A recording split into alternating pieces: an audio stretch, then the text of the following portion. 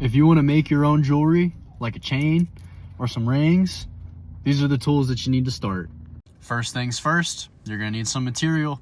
I've got some leftover silver links from my chain video. Don't forget to go check it out. And it also doesn't hurt to have a scale so you know exactly how much you're working with. After that, you're going to need a torch so you can melt it all down. Before you melt for the first time, you need to get this borax flux, sprinkle it in your melting dish, and melt it so you get a nice little glass cover so your metal doesn't stick inside your dish. Then you need a graphite ingot mold so you have somewhere to pour your molten metal. Melting times will vary with the amount of metal that you've got in your dish. This one took about 5 minutes. Don't forget to sprinkle in your borax and make sure that you melt your metal all the way. You don't want to have little chunks in there. Fully commit when it's time to pour and be smooth. Then you're going to use some grabby guys to get your ingot out of there, and then another set of grabby guys to pick it up and shove it in your nearby water bucket. You're going to need a rolling mill, and whether you want it to be flat or round will determine how you end up using it. If you want your wire to be truly round, you have to pull it through this draw plate, and I use a set of vice grips to hold on to the end to help pull it through. Before you pull your wire through the draw plate, you need to anneal it so you can soften up the metal. As you work with it, it's going to work harden. And annealing is just getting your metal to be glowing hot. Don't melt it, just get it hot.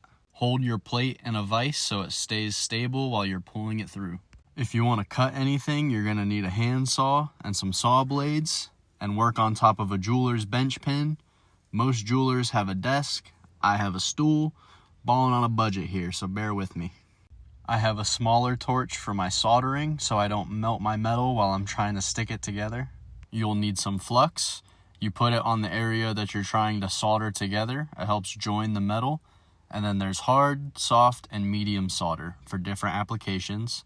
And you'll need a little pair of tweezers so you don't have your fingers up in there on hot metal. You're going to put your flux on the surface of the metals that you want to stick.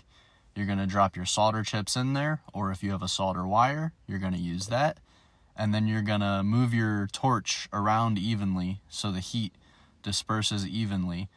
And then the heat will draw the silver that melts to that area.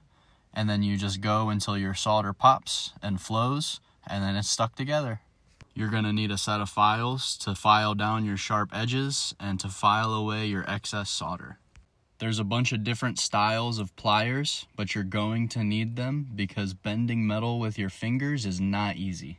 If you're making rings, you're going to need a ring mandrel, and then a hammer and a mallet. Once you've got something made, you're going to want to shine it up. You're going to need a bench grinder with a polishing wheel and polishing compound. My favorite is Red Rogue. There's many different kinds. Feel free to use whatever you'd like.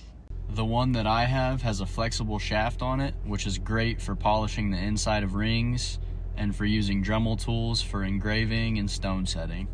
After a nice polish, I like to put my piece into the tumbler, help smooth out the surface and bring it to a nice shine. This is the first piece that I ever made, and I'm showing you so you don't get discouraged if you're not incredible right off the rip.